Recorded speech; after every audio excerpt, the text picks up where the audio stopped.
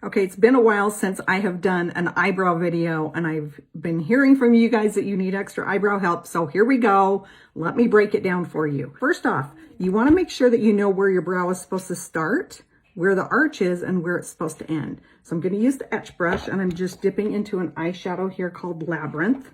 And I'm going next to my nose through the corner of my eye. I'm just going to mark, okay? That's where my brow is supposed to start.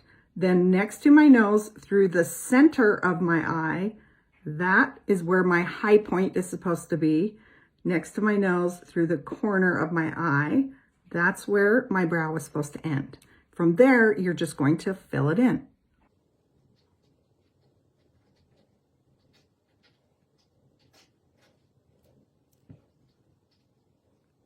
Now, if you struggle with like some bare spots, you can get one of these lift and snatch. It's by NYX, and it has a really fine tip pen, and you can go in and just add some hair strokes. But look at the difference in the brow. When you have a nice big brow, it makes your eye look bigger. And as we get older, we already know our eyes get smaller because of them becoming a little bit more hooded. So keep that brow nice and large, and I promise you'll be way happier with it.